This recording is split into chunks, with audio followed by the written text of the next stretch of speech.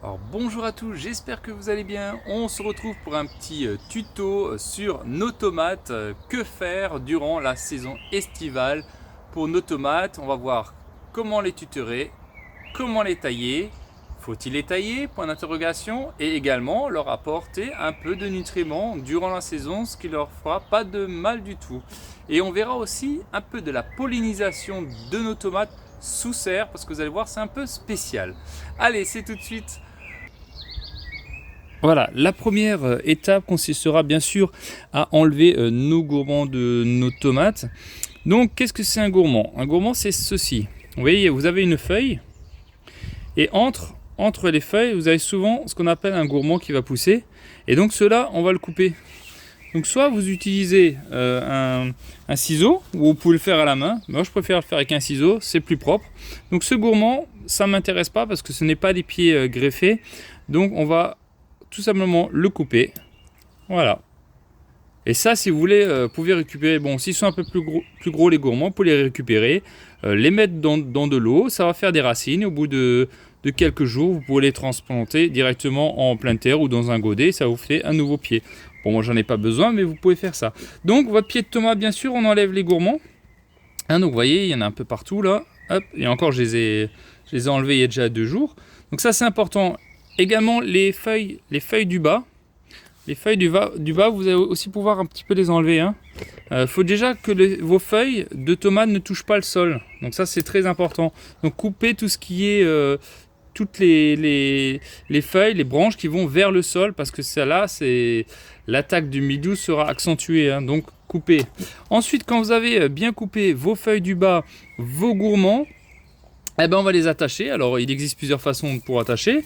Il existe donc ce type de genre de fil de fer que je n'aime pas trop parce que ça a tendance un peu à couper les tomates et à les abîmer. Je préfère me partir sur du raffia.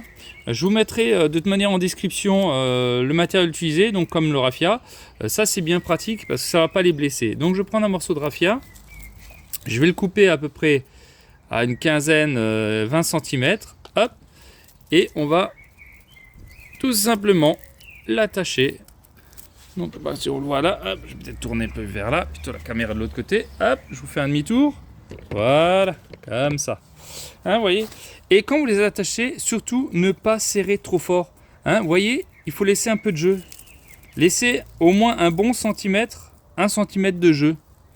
Pour pas les étouffer parce que la tige va grandir.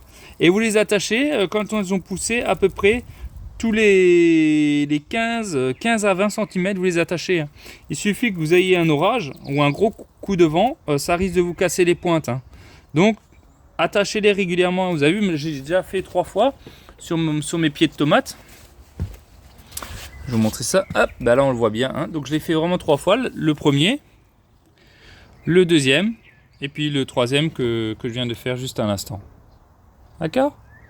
Et donc vous avez vu d'ailleurs, je vous montre un petit peu en même temps les tomates, hop, voilà, que j'ai plantées, que vous avez vu. Donc ils sont vraiment chouettes, c'est vraiment très très belles. J'ai vraiment des très beaux résultats de tomates. Et après on va les voir en serre pour voir un peu la différence. Alors juste au niveau des gourmands, donc ça vous les faites sur les traditionnels. Par contre sur les tomates cerises comme celle-ci, vous pouvez laisser les gourmands. Vous pouvez laisser les gourmands. D'ailleurs, regardez, il y a plein de petites tomates là. Hop. Donc là, il n'y a pas de problème. Vous pouvez vraiment laisser les gourmands pousser. Alors peut-être pas un fouillis non plus, mais vous pouvez peut-être en laisser quelques-uns de temps en temps émerger à droite, à gauche. Voilà, vous pouvez juste en enlever quelques-uns. Mais pour les tomates cerises, allez, je veux bien, je suis d'accord.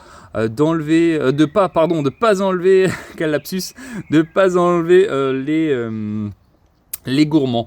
Par contre sur les autres, je vous le conseille quand même, parce que s'il suffit qu'on ait un été pluvieux et frais, je peux vous garantir que vous allez accentuer clairement la propagation du mildiou et vous risquerez certainement de perdre trop de tomates. Donc éclaircissez-les bien, ça se taille sans problème une tomate. Il faut les aérer, comme j'ai fait sur les autres d'ailleurs. Là on le voit bien, ils sont bien propres. Rien ne touche le sol, vous avez vu là, paf. Là elle est assez haute. la branche elle est à 30 cm du sol. Et voilà, vous faites ça, hein. Donc rien ne doit toucher le sol, hein, au niveau des feuillages, hein. Et vous enlevez les gourmands pour les traditionnels et pensez à les tutorer régulièrement pour éviter qu'elles ne se cassent. Et ensuite on va aller en serre et on va voir que c'est un peu différent au niveau de la serre et des tomates greffées et puis la pollinisation.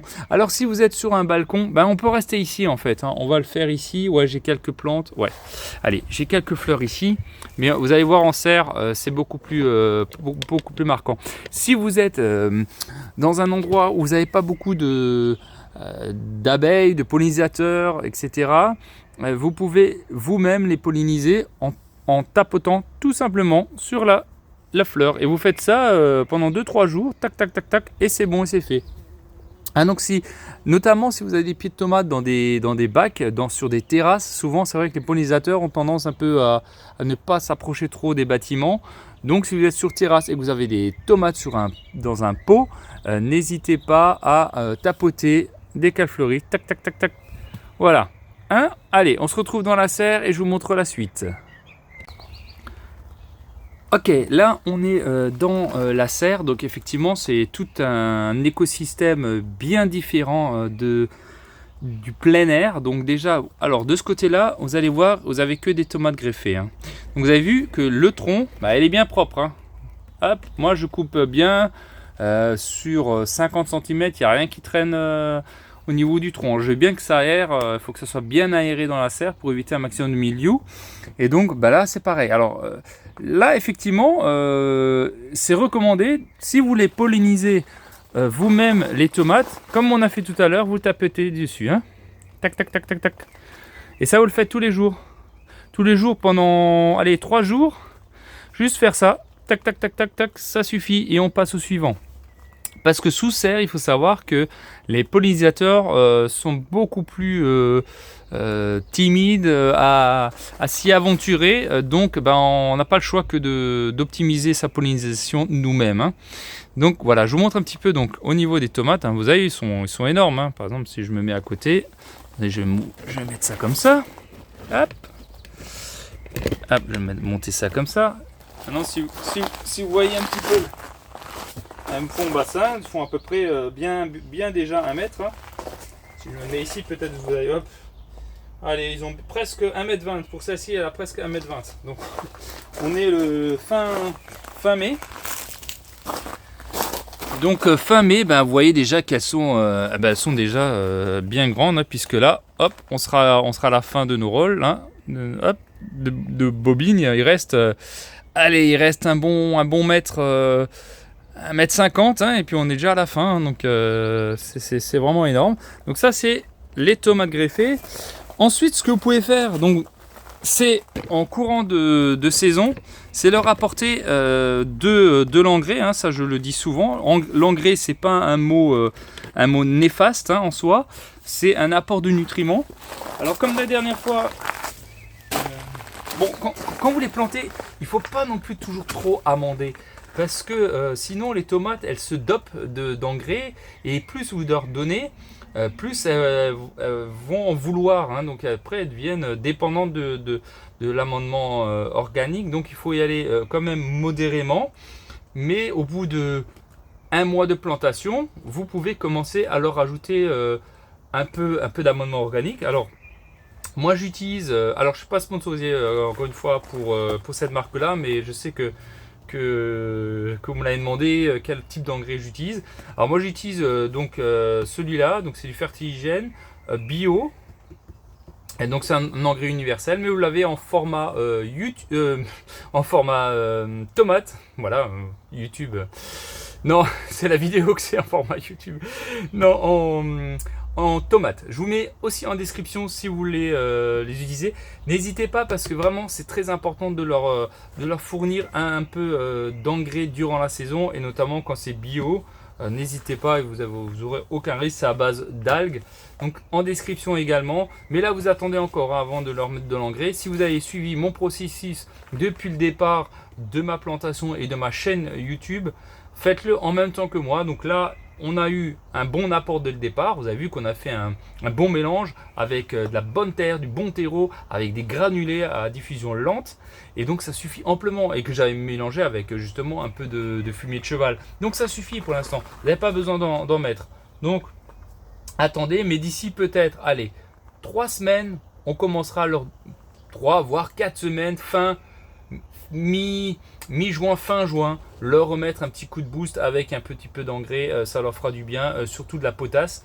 Vous pouvez également mettre un peu de sciure, de cendre au pied des tomates, parce que la potasse, c'est ce qui va accélérer en fait la fructification des plantes en général. Donc vous pouvez leur mettre un petit peu de potasse légèrement au pied, et ça va leur donner un petit coup de fleurs en plus, hein. Bah écoutez, allez, puisque vous êtes sage et que vous aimez bien aller sur ma chaîne, je vais vous faire un petit tour de ma serre pour voir un petit peu où on en est, hein. Allez, c'est parti. Allez, c'est bonus.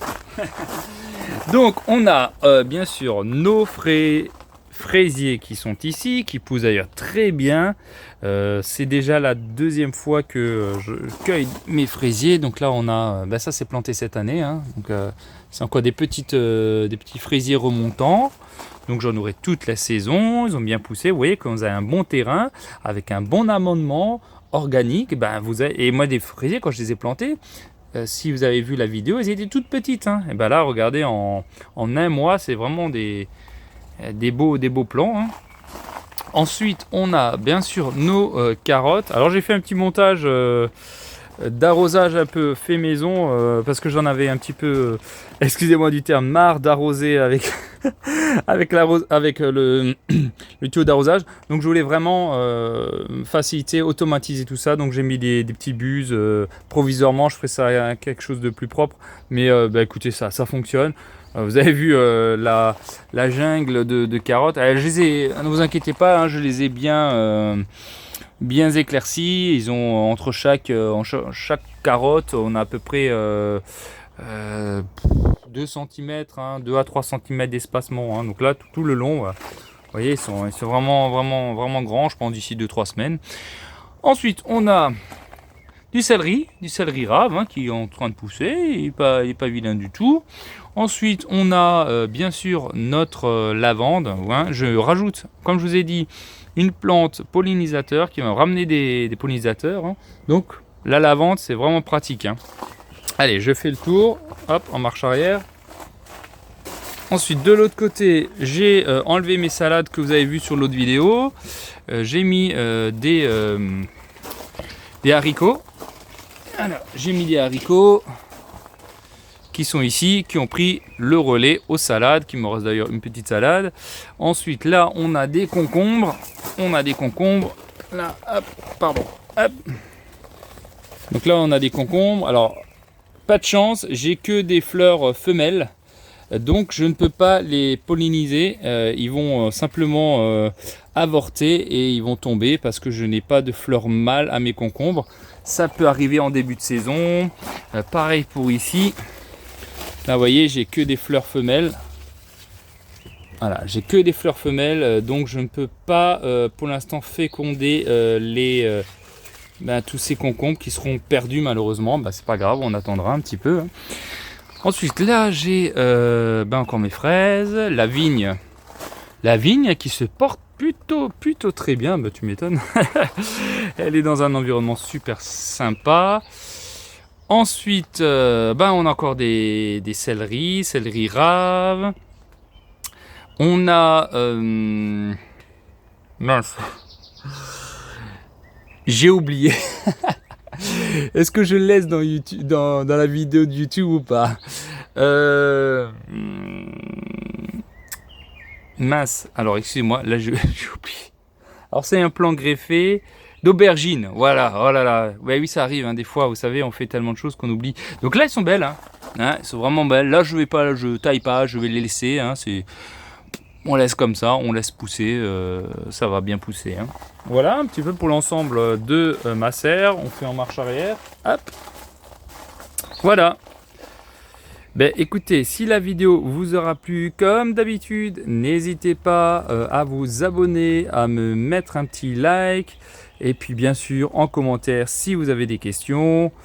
Ah bah, j'y répondrai. Ah bah ici, bah, vous avez un super beau persil, il est magnifique. Voilà, du thym, on a vraiment de tout, hein, voilà. Ok, bah, prenez soin de vous. Je vous dis à très bientôt pour de nouvelles aventures dans notre potager. Bonne journée à vous. À très bientôt. Ciao, ciao.